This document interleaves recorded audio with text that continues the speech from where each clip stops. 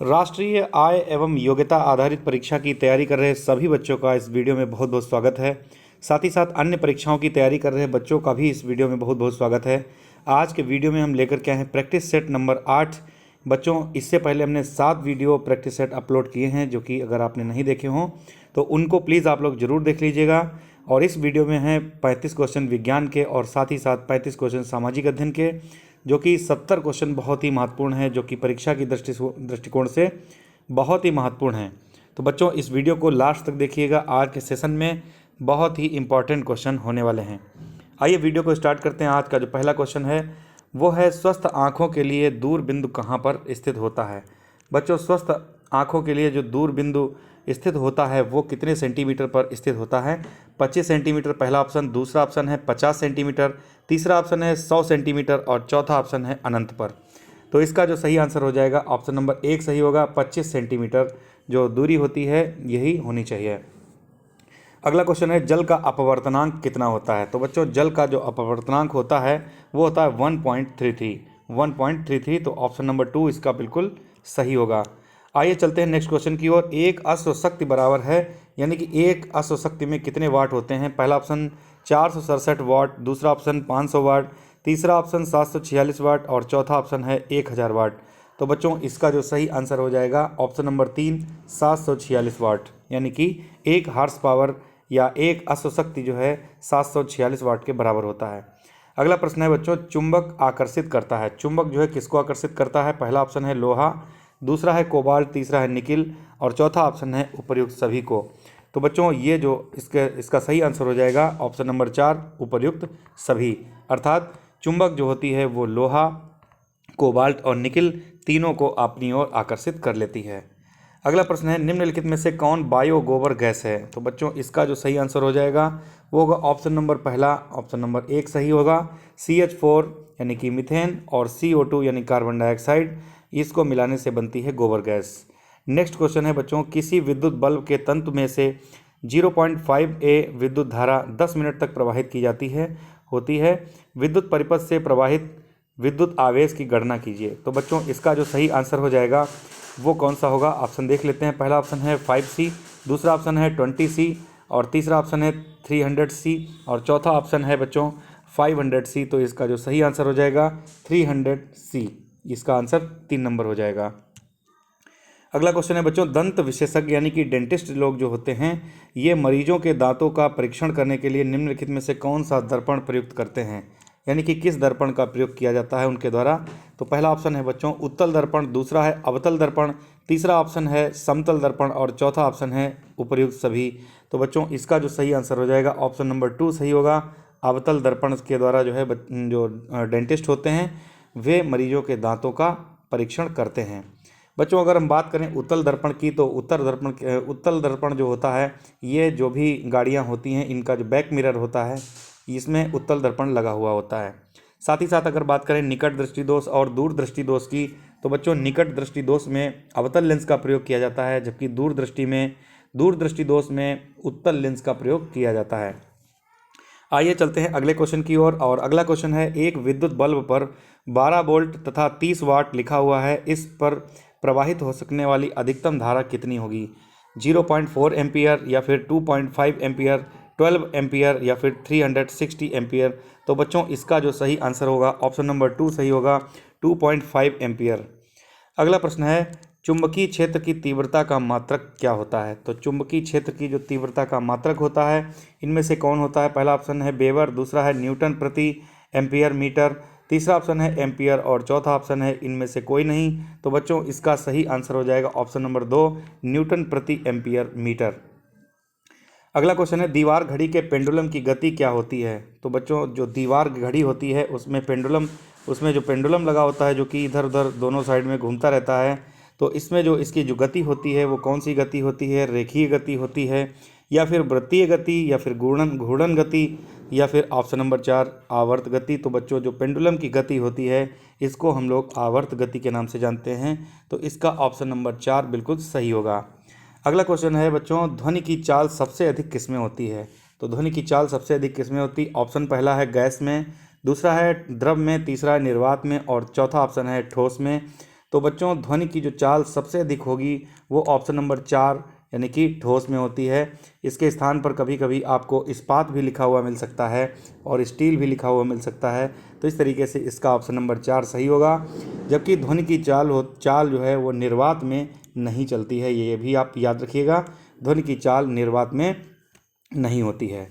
अगला प्रश्न है, नीचे की ओर गिरते हुए पिंड की गतिज ऊर्जा क्या होती है? पहला ऑप्शन है स्थिर रहती है, दूसरा ऑप्शन है घटती है, तीसरा ऑप्शन है बढ़ती है और चौथा ऑप्शन है घटती है फिर बढ़ती है। तो बच्चों जो अगर कोई भी पिंड है वो नीचे की ओर गिर रहा है तो बच्चों उसमें उसका जो सही आंसर हो जाएगा ऑप्शन नंबर 3 सही होगा, यानी कि उसकी जो गतिज ऊर्जा होगी वो बढ़ेगी। आगे बढ़ते हैं, नेक्स्ट क्वेश्चन है, निम्नलिखित में से अचुंबकीय पदार्थ कौन है? तो बच्चों अचुंबकीय पदार्थ पूछा गया है, यानी कि चुंबकीय नहीं है। तो निकिल, लोहा, कोबाल्ट ये चुंबकीय पदार्थ हैं, जबकि जो सोना है ये चुंबकीय पदार्थ नहीं है, अर्थात यही वो ऑप्शन है जो कि पूछा गया है, अचुंबकीय पदार्थ पूछा गया है, तो ये अचुंबकीय है। तो ऑप्शन नंबर 4 इसका बिल्कुल सही हो जाएगा। आगे बढ़ते हैं, अगला प्रश्न है, कृत्रिम रेशा नायलॉन क्या है? तो बच्चों कृत्रिम रेशा जो नायलॉन है, इसका जो पहला ऑप्शन है पॉलीएमाइड्स, दूसरा है पॉलीसेकेराइड, तीसरा है पॉलीएस्टर और चौथा है पॉलीएथीन। तो बच्चों इसका जो सही आंसर हो जाएगा वो होगा ऑप्शन नंबर 3 पॉलीएस्टर। तो इस तरीके से इसका ये आंसर सही हो जाएगा। अगला प्रश्न है बच्चों, एलपीजी का मुख्य घटक कौन सा है? तो इनमें 4 ऑप्शंस हैं, देख लेते हैं। पहला है मिथेन प्लस एथेन, दूसरा है एथेन प्लस प्रोपेन, तीसरा है प्रोपेन प्लस ब्यूटेन और चौथा ऑप्शन है उन उपर्युक्त में से कोई भी नहीं। तो बच्चों एलपीजी की बात कर लें तो सबसे पहले एलपीजी का जो पूरा नाम होता है वो होता है liquefied petroleum gas. Liquefied petroleum gas जो होती है, लिक्विड पेट्रोलियम गैस जो होती है, यही खाना बनाने वाली गैस कही जाती है। और बच्चों इस गैस के अंदर एलपीजी के अंदर जो होती है वो प्रोपेन और ब्यूटेन नामक गैसें होती हैं। तो बच्चों इसका ऑप्शन नंबर 3 बिल्कुल सही हो जाएगा। और गंध के लिए इसमें मिलाया जाता है मरकेप्टन, ये भी आप याद रखिएगा। कहीं से भी सिलेंडर अगर लीकेज होता है तो उस गंध के कारण लोग जान लेते हैं, तो वो गंध जो होती है उसे कहते हैं मरकेप्टन। आइए बच्चों अगला क्वेश्चन की ओर चलते हैं। अगला क्वेश्चन है, सिनेबार निम्न में से किसका अयस्क है? तो बच्चों सिनेबार जो होता है वो पारे का अयस्क होता है, अर्थात मरकरी का अयस्क होता है। तो इसका ऑप्शन नंबर 2 बिल्कुल सही होगा। बात करते हैं एजी की, बात करते हैं बच्चों एजी की। तो एजी जो है ये चांदी होता है और एयू ये जो है सोना इसको कहते हैं और एमजी मैग्नीशियम होता है। अगला प्रश्न है, एक मिश्र धातु जिसमें तांबा नहीं पाया जाता है? बच्चों मैग्नीशियम पहला ऑप्शन है, दूसरा है कांसा, तीसरा है पीतल और चौथा है जर्मन सिल्वर। तो बच्चों मैग्नीशियम जो होता है इसमें तांबा नहीं पाया जाता है, यही ऑप्शन इसका सही है। बाकी सभी में तांबा पाया जाता है। अगर पीतल की बात करें तो ये जो है तांबा और जस्ता को मिलाने से बनता है। आप लोग बिल्कुल इसको याद रखिएगा, तांबा और जस्ता को मिलाने से पीतल बनता है। अगला प्रश्न है, निम्न में से कौन कार्बन का अपरूप नहीं है? बच्चों कार्बन का अपरूप नहीं है पूछा गया है, हीरा, ग्रेफाइट और फुलेरिन और इनमें से कोई नहीं। तो बच्चों ये तीनों ऑप्शन यानी कि कार्बन के अपरूप है, तो इनमें से जो सही नहीं है वो ऑप्शन नंबर 4 सही नहीं है। तो इस तरीके से इसका ऑप्शन नंबर 4 बिल्कुल सही होगा। आगे बढ़ते हैं, अगला प्रश्न है, साबुन उद्योग एक उप उत्पाद है, यानी कि जो साबुन उद्योग होता है उसका एक उप उत्पाद इनमें से कौन सा है? पहला ऑप्शन है सोडियम हाइड्रोक्साइड, दूसरा है सोडियम पाल्मिनेटेट और तीसरा है ग्लिसरॉल, चौथा है तेल या वसा। तो बच्चों इसका जो सही आंसर हो जाएगा ऑप्शन नंबर 3 ग्लिसरॉल बिल्कुल सही होगा। अगला प्रश्न है बच्चों, किस धातु में तन्यता का गुण नहीं होता है? तन्यता का गुण किसमें नहीं पाया जाता है? पहला ऑप्शन है जिंक, दूसरा है लोहा, तीसरा है एल्यूमिनियम और चौथा ऑप्शन है चांदी। तो बच्चों इसका जो सही आंसर हो जाएगा वो होगा जिंक। जिंक जो होता है इसमें कोई भी तन्यता का गुण नहीं पाया जाता है, जबकि लोहा, एल्यूमिनियम और चांदी इनमें तन्यता का गुण होता है। आइए चलते हैं आगे बढ़ते हैं, नेक्स्ट क्वेश्चन है, शुष्क बर्फ क्या है? तो बच्चों 4 ऑप्शंस दिए गए हैं शुष्क बर्फ। पहला ऑप्शन है ठोस कार्बन मोनोऑक्साइड, दूसरा है ठोस कार्बन ऑक्सीजन, तीसरा है ठोस पानी और चौथा ऑप्शन है कार्बन डाइऑक्साइड। तो बच्चों इसका जो चौथा आंसर है बिल्कुल सही है, ठोस कार्बन डाइऑक्साइड ये जो है चौथा ऑप्शन है। आइए आगे बढ़ते हैं, अगला क्वेश्चन है, कैल्शियम हाइड्रोक्साइड का रासायनिक सूत्र इनमें से कौन सा है? तो कैल्शियम हाइड्रोक्साइड का जो रासायनिक सूत्र है वो इनमें से बच्चों है CaOH2। तो ऑप्शन नंबर 4 इसका बिल्कुल सही हो जाएगा। चलते हैं आगे बढ़ते हैं, नेक्स्ट क्वेश्चन है, लोहे में जंग लगने का जो मुख्य कारक है वो क्या है? तो लोहे में जंग लगने का जो मुख्य कारक है, ऑप्शन नंबर पहला है हाइड्रोजन, दूसरा ऑप्शन है नाइट्रोजन, तीसरा है ऑक्सीजन और चौथा ऑप्शन है बच्चों नियान। तो इसका जो सही आंसर हो जाएगा वो होगा ऑप्शन नंबर 3 यानी कि ऑक्सीजन। आगे बढ़ते हैं, नेक्स्ट क्वेश्चन है जैविक खाद इनमें से कौन है। तो बच्चों जैविक खाद जो होती है वो गोबर की खाद होती है, तो इसका ऑप्शन नंबर 2 बिल्कुल सही होगा। जबकि यूरिया, पोटेशियम नाइट्रेट और सोडियम नाइट्रेट ये जो है ये रासायनिक खाद हैं। अगला क्वेश्चन है किस कोशिकांग को कोशिका का शक्ति ग्रह यानी कि पावर हाउस कहा जाता है। तो बच्चों इसका आंसर हो जाएगा माइटोकॉन्ड्रिया, पहला ऑप्शन इसका बिल्कुल सही है। जबकि बच्चों राइबोसोम की अगर बात करें तो ये प्रोटीन का संश्लेषण करने का काम करता है। जबकि लाइसोसोम को कहते हैं बच्चों आत्महत्या की थैली। जबकि हरित लवक जो होता है ये इसको कहते हैं ये प्रकाश संश्लेषण में प्रकाशीय ऊर्जा को रासायनिक ऊर्जा में बदल देता है। आगे बढ़ते हैं अगले क्वेश्चन की ओर और अगला क्वेश्चन है श्वसन की क्रिया का किस कोशिकांग में होती है, यानी कि श्वसन की क्रिया जो होती है वो किस कोशिकांग में होती है। पहला ऑप्शन है माइटोकॉन्ड्रिया, दूसरा ऑप्शन है राइबोसोम्स, तीसरा ऑप्शन है गोल्गी काय और चौथा ऑप्शन है बच्चों हरित लवक। तो इसका पहला आंसर बिल्कुल सही है इसका पहला ऑप्शन बिल्कुल सही है। श्वसन की जो प्रक्रिया होती है ये माइटोकॉन्ड्रिया में होती है। अगले क्वेश्चन की ओर चलते हैं और अगला क्वेश्चन है पित्त रस का निर्माण किस अंग में होता है। बच्चों निर्माण पूछा गया है, तो पित्त का रस का जो निर्माण होता है वो यकृत में होता है, तो ऑप्शन नंबर पहला इसका बिल्कुल सही है। जबकि पित्ताशय में बच्चों जो है पित्त रस जो होता है वो इकट्ठा होता है।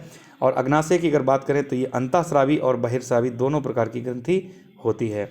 आगे बढ़ते हैं अगले क्वेश्चन की ओर और अगला क्वेश्चन है ग्लाइकोलिसिस की क्रिया कोशिका में कहाँ पर होती है। तो बच्चों ग्लाइकोलिसिस की जो प्रक्रिया होती है वो कहाँ पर होती है। ऑप्शन नंबर पहला है माइटोकॉन्ड्रिया, दूसरा है हरित लवक, तीसरा है कोशाद्रव्य और चौथा है केंद्रक। तो इसका बच्चों ऑप्शन नंबर 3 बिल्कुल सही है, कोशाद्रव्य में ग्लाइकोलिसिस की प्रक्रिया होती है।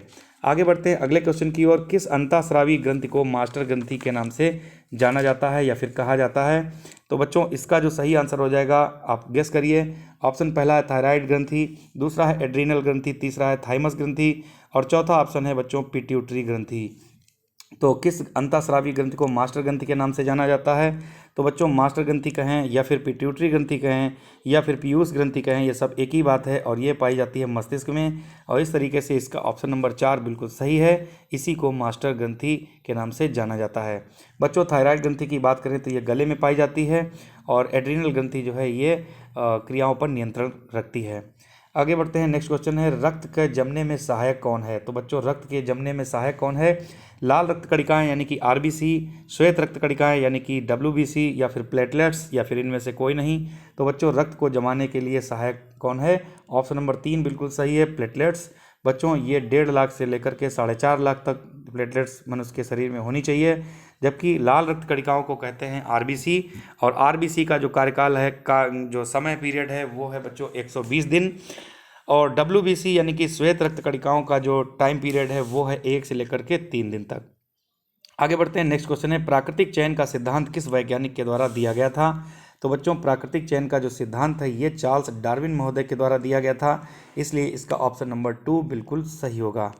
आगे बढ़ते हैं, नेक्स्ट क्वेश्चन है ऑक्सी श्वसन की क्रिया में कौन सी गैस प्रयुक्त होती है। तो ऑक्सी श्वसन की क्रिया में बच्चों कौन सी गैस प्रयुक्त होती है। पहला ऑप्शन है ऑक्सीजन, दूसरा है कार्बन डाइऑक्साइड, तीसरा ऑप्शन है नाइट्रोजन, चौथा ऑप्शन है बच्चों मीथेन। तो इसका जो सही आंसर हो जाएगा ऑप्शन नंबर 1 सही होगा, ऑक्सीजन। आगे बढ़ते हैं अगले क्वेश्चन की ओर कॉलरा रोग किस रोगाणु के द्वारा होता है। तो बच्चों कॉलरा रोग जो होता है इसी रोग को हैजा रोग कहा जाता है और ये बच्चों जीवाणुओं के द्वारा हो जाता है, तो इसका ऑप्शन नंबर 2 सही है। बच्चों जीवाणुओं के द्वारा होने वाले रोगों की अगर बात करें तो प्लेग होता है, जीवाणु से फैलता है और टिटनेस ये भी जीवाणुओं से फैलता है। जबकि विषाणुओं के द्वारा अगर हम बात करें तो बच्चों विषाणुओं के द्वारा फैलने वाले जो रोग हैं उनमें रेबीज है, पीलिया है, खसरा, चेचक, डेंगू और इन्फ्लुएंजा ये सभी रोग विषाणु के द्वारा फैलते हैं। आगे बढ़ते हैं बच्चों, नेक्स्ट क्वेश्चन है किसकी कमी से घेंघा रोग हो जाता है। बच्चों इसको ग्वाइटर रोग भी कहा जाता है, पिछले वीडियो में ये क्वेश्चन पूछा गया था। तो ये बच्चों आयोडीन की कमी से होता है, ऑप्शन नंबर 1 बिल्कुल सही है। और बात करते हैं बच्चों आयोडीन की, तो ये जो होता है इसी की कमी से घेंघा रोग हो जाता है जिसको ग्वाइटर कहते हैं और ये गले में सूजन हो जाती है, यही इसका रोग का लक्षण होता है। आगे बढ़ते हैं, नेक्स्ट क्वेश्चन है केल्विन पैमाने पर 0 डिग्री सेंटीग्रेड बराबर किसके होता है? तो बच्चों केल्विन पैमाने पर 0 डिग्री सेंटीग्रेड बराबर होता है -273 के। तो ऑप्शन नंबर 4 इसका बिल्कुल सही होगा। बात करते हैं जल के गलनांक की, तो जल का जो गलनांक होता है वो 0 डिग्री सेल्सियस होता है, जबकि जल का क्वथनांक होता है बच्चों 100 डिग्री सेंटीग्रेड या फिर सेल्सियस। तो इस तरीके से ये क्वेश्चन आप लोग याद रखेंगे। बात करते हैं मनुष्य के तापमान की, तो मनुष्य का जो तापमान होता है, सामान्य रूप से तापमान जो ताप होता है उसका वो होता है 98.6 डिग्री फ़ारेनहाइट। और अगर हम केल्विन में बात करें तो इसका केल्विन में मान होता है 310 केल्विन। और अगर डिग्री सेल्सियस की बात करें तो ये होता है 37 डिग्री सेल्सियस। आगे बढ़ते हैं। आज के इतिहास और भूगोल या फिर सामाजिक अध्ययन के जो भी क्वेश्चंस हैं, साइंस के क्वेश्चन हमने 35 कवर कर लिए हैं। और अब हम स्टार्ट करते हैं सामाजिक अध्ययन के बहुत ही महत्वपूर्ण क्वेश्चंस। तो वीडियो को लास्ट तक जरूर देखिएगा और अच्छा लगे तो कमेंट कीजिएगा। अगला क्वेश्चन है, सांची का स्तूप कहाँ अवस्थित है? तो बच्चों सांची का जो स्तूप है ये अवस्थित है भोपाल में, यानी कि ये इसका ऑप्शन नंबर 4 बिल्कुल सही होगा। मध्य प्रदेश की राजधानी भोपाल है, यहीं जो है सांची का स्तूप अवस्थित है बच्चों। बात करते हैं सारनाथ की, तो सारनाथ में गौतम बुद्ध जी को ज्ञान प्राप्त इन्होंने प्रथम उपदेश दिया था, जबकि लुम्बिनी में गौतम बुद्ध जी का जन्म हुआ था। आगे बढ़ते हैं बच्चों नेक्स्ट क्वेश्चन की ओर। सम्राट अशोक ने किस धर्म को अपनाया था? तो बच्चों सम्राट अशोक के द्वारा जो धर्म अपनाया गया था वो था बौद्ध धर्म। बौद्ध धर्म की अगर बात करें तो बौद्ध धर्म के जो संस्थापक थे गौतम बुद्ध जी थे, जबकि जैन धर्म के जो प्रथम तीर्थंकर थे उनका नाम था स्वामी ऋषभदेव। जबकि जैन धर्म के जो अंतिम तीर्थंकर यानी कि 24वें तीर्थंकर थे उनका नाम था महावीर स्वामी, और उन्हीं के द्वारा पंच महाव्रत दिए गए थे। तो बच्चों इस तरीके से इसका ऑप्शन नंबर 1 सही होगा। और अशोक की अगर बात करें तो इसी के समय में कलिंग युद्ध हुआ था 261 ईसा पूर्व में। और अशोक की अगर बात करें तो इसने बौद्ध धर्म को अपनाया था, और यहाँ तक कि अपने पुत्र और पुत्री को इसने श्रीलंका भी भेजा था बौद्ध धर्म के प्रचार के लिए। आगे बढ़ते हैं। अगला क्वेश्चन है, अधोलिखित में से किसने बाजार नियंत्रण प्रथा लागू की? बहुत ही इंपॉर्टेंट क्वेश्चन है। बाजार नियंत्रण प्रथा किसके द्वारा लागू की गई थी? तो बच्चों ये अलाउद्दीन खिलजी के द्वारा इसको लागू किया गया था। ऑप्शन नंबर 2 इसका बिल्कुल सही होगा। बात करते हैं खिलजी वंश की, तो खिलजी वंश के जो संस्थापक रहे उनका नाम था जलालुद्दीन खिलजी, जबकि बलबन गुलाम वंश का शासक था और गुलाम वंश का संस्थापक था कुतुबुद्दीन ऐबक। बच्चों मोहम्मद बिन तुगलक की बात करें तो ये तुगलक वंश का शासक था, और तुगलक वंश के संस्थापक की अगर हम बात करें तो तुगलक वंश का संस्थापक था गयासुद्दीन तुगलक। अगला क्वेश्चन है बच्चों, विजयनगर साम्राज्य की स्थापना किसके द्वारा की गई थी? तो विजयनगर साम्राज्य की जो स्थापना थी वो हरिहर और बुक्का के द्वारा की गई थी 1336 में। ऑप्शन नंबर 2 इसका बिल्कुल सही होगा।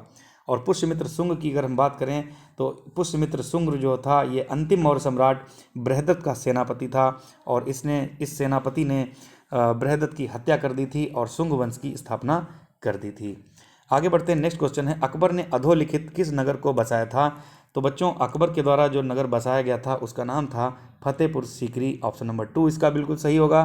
और फतेहपुर सीकरी जो है ये आगरा में स्थित है। बच्चों अगर बात करें आगरा की स्थापना की, तो आगरा की स्थापना 1504 ईस्वी में सिकंदर लोदी के द्वारा इसकी स्थापना की गई थी, जबकि दिल्ली की स्थापना की गई थी तोमर शासक अनंगपाल के द्वारा। नेक्स्ट क्वेश्चन है बच्चों, औरंगजेब के बाद कौन मुगल बादशाह बना था? बच्चों औरंगजेब जो था ये मुगल वंश का शासक था, और मुगल वंश की शुरुआत हुई थी बाबर और इब्राहिम लोदी के युद्ध से। बाबर के द्वारा इब्राहिम लोदी को हराया गया था पानीपत के पहले युद्ध में, जो कि हुआ था 1526 ईस्वी में। और बाबर के बाद में हुमायूं के बाद में अकबर के बाद में जहांगीर के बाद में शाहजहां, और शाहजहां के बाद में औरंगजेब, ये शासक बने क्रमशः। और औरंगजेब के बाद अगर कोई शासक बना तो उसका नाम था बहादुर शाह प्रथम। तो ऑप्शन नंबर 2 बिल्कुल इसका सही हो जाएगा। आगे बढ़ते हैं अगले क्वेश्चन की ओर। अगला क्वेश्चन है, वास्को डिगामा भारतवर्ष कब आया था? तो बच्चों वास्को डिगामा ये पुर्तगाली व्यक्ति था, और ये आया था 1498 में भारत में कालीकट के केरल के कालीकट में ये आया था। और ये उस समय वहाँ के बंदरगाह के जो राजा थे उनका नाम था जमोरिन। तो इस तरीके से इसका ऑप्शन नंबर 3 सही होगा। जबकि अमेरिका के जो खोजकर्ता थे बच्चों उनका नाम था कोलंबस, और कोलंबस के द्वारा अमेरिका की खोज 1492 ईस्वी में कर दी गई थी। जबकि भारत की खोज यानी कि भारत का जो रास्ता था वो खोजा था वास्को डिगामा ने 1498 में।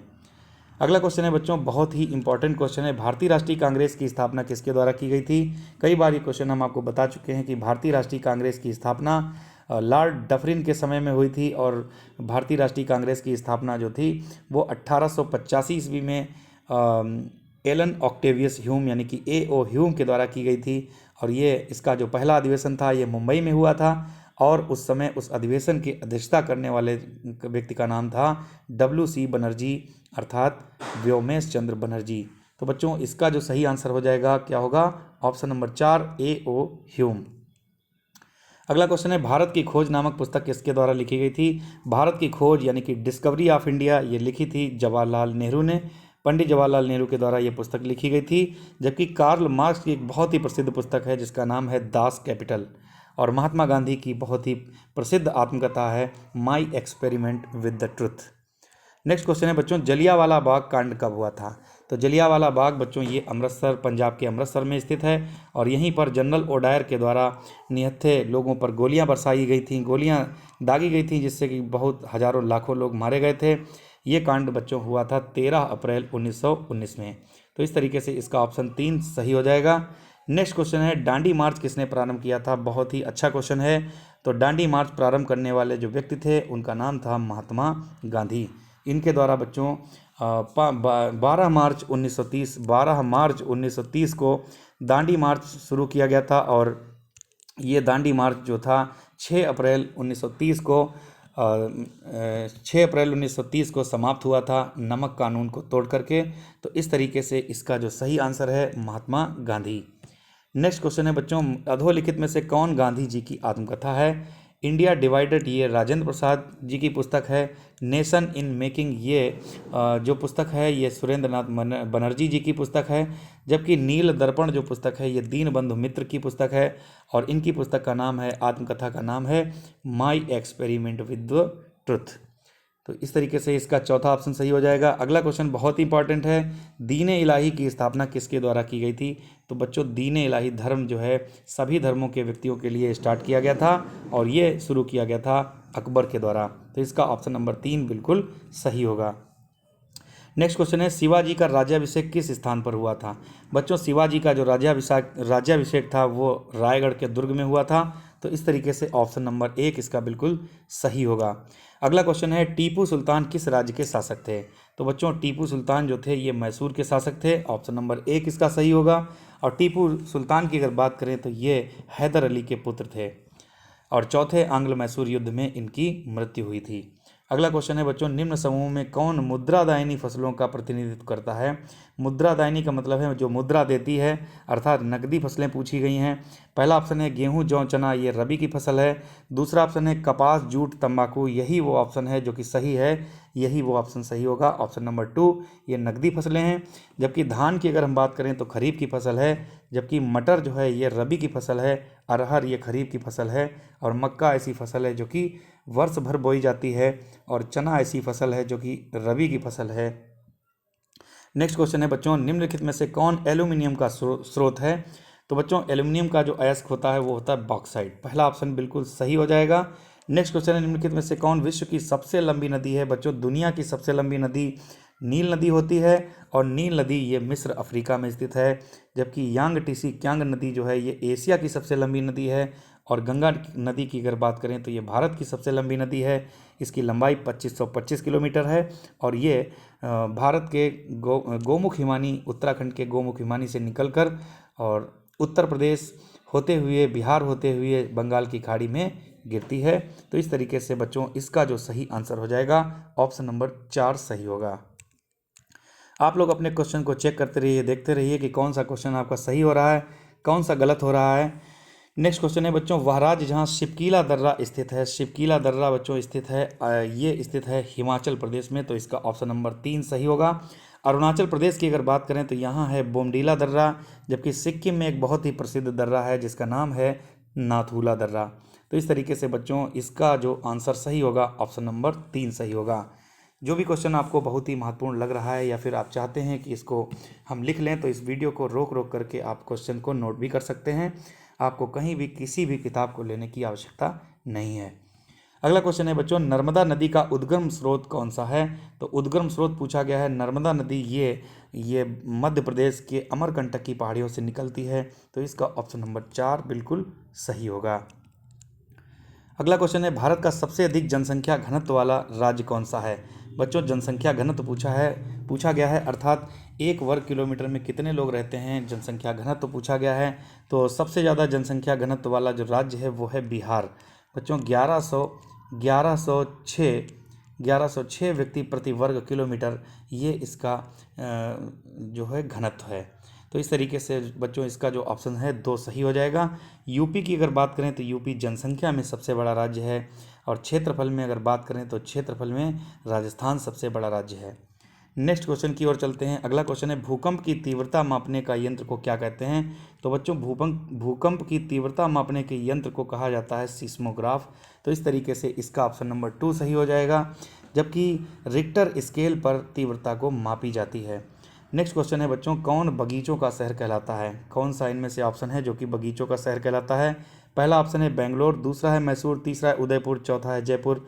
तो इसका पहला ऑप्शन बिल्कुल सही होगा, बगीचों का शहर कहलाता है बेंगलोर, जबकि उदयपुर ये झीलों की नगरी कहलाती है, और जयपुर के बारे में आप जानते ही हैं, इसको कहते हैं गुलाबी शहर।